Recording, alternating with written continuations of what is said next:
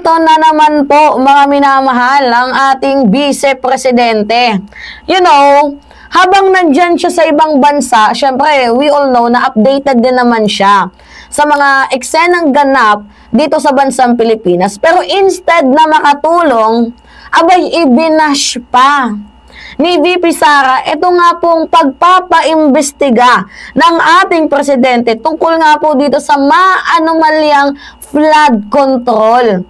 Meron daw pong niluluto itong ating presidente. Anong niluluto ng ating presidente?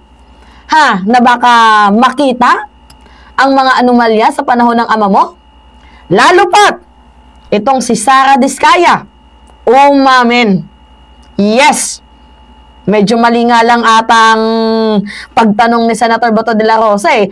Kapwa nyo din naman mga ka-DDS, kapwa nyo din naman mga kaalyado nyo ang naglalaglag kay former President Duterte eh. Anong tanong ni Bato de la Rosa? O, kailan kayo nagsimula sa mga flood control?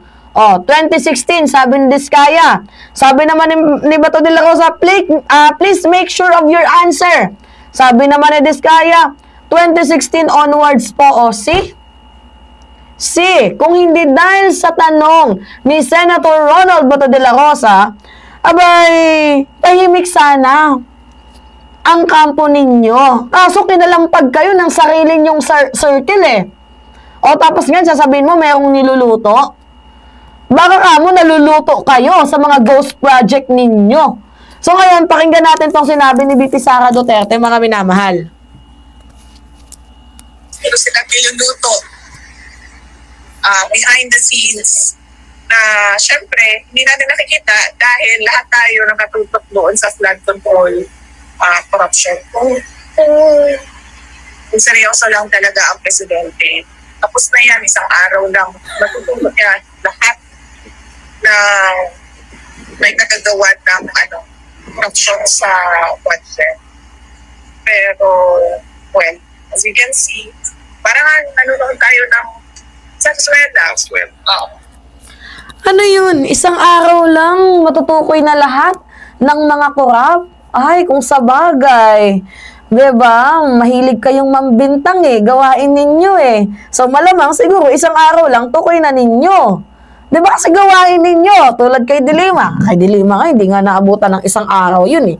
Ilang investigation ang pinagdaanan ni Dilima bago ninyo napakulong sa mutsaring mga fabricated stories. Diba? Bago nakulong. Pero eventually, tingnan nyo, after 7 years, nakalaya. Yung sinasabi ni VP Sara Duterte na isang araw lang yan, kayang matukoy yung mga pangalan. Like, girl, hello? Ano mo nasabi? May magic ka ba? Diba? Nakikita mo ba lahat? Grabe, no?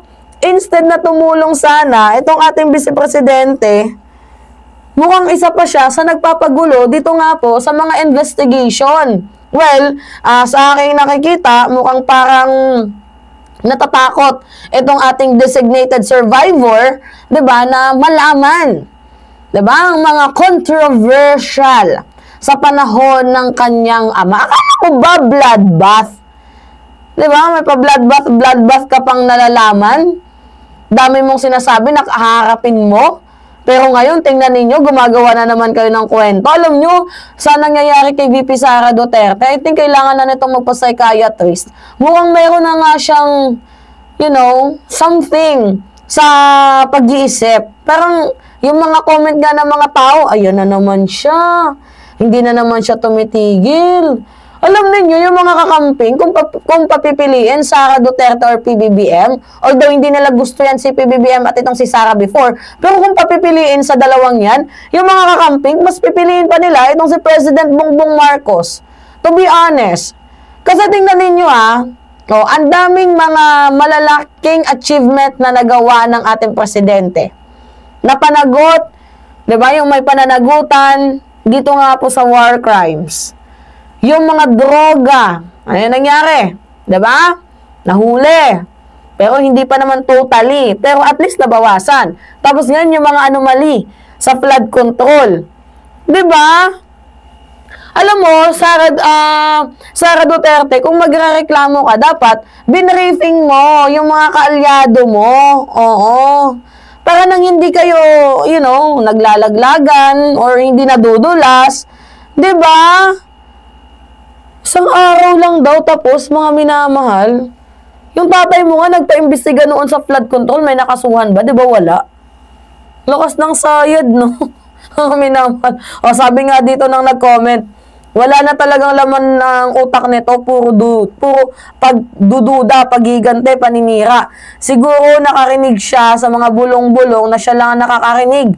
Mga DDS, ito ba ang pinagmamalaki ninyo na gusto nyo maging presidente? Wala siyang good spirit. Puro kasamaan ang nasa utak niya.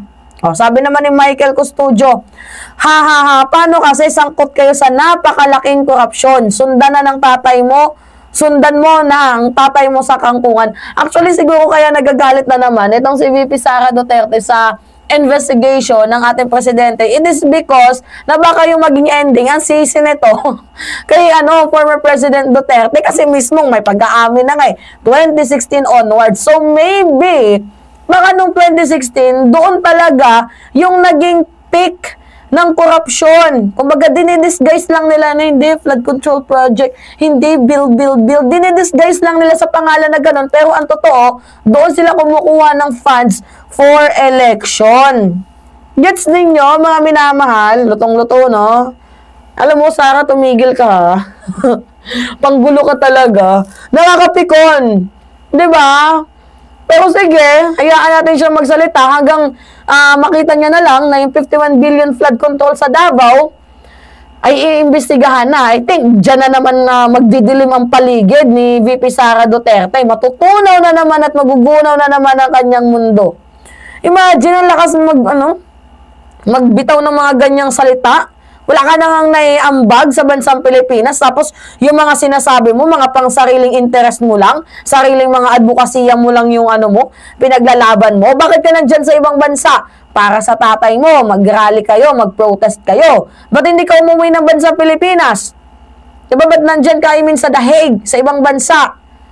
Ba't di ka umuwi ng bansang Pilipinas na kung saan kailangan ka ng mamamayang Pilipino? Ayaw nga pala, hindi na natin siya kailangan Kasi, ang nanay, pati tatay ng bansang Pilipinas, walang iba kundi si PBBM. O nga pala, yung trabaho ng Vice Presidente, antayin na matigok ang ating presidente. 'Di ba? Yan yung trabaho ng VP, antayin na matigok si PBBM. Sana magkaroon din ng yung every 6 months, tinetest yung mga public official. Katulad ni Sara Duterte. Parang may something na din ba sa pag-iisip? Ay nako, humba lang yan. Oo, mga minamahal. Bigyan nyo lang ng humba yan, titigil na yan. Alright. Yun po, mga minamahal. Anyway, yes, it's me again. Pahingin lang ako ng comments, likes, and share. And also, don't forget to click the subscribe. And always hit notification bell, mga minamahal, for more update. Yan lamang at ingat, mga kababayan.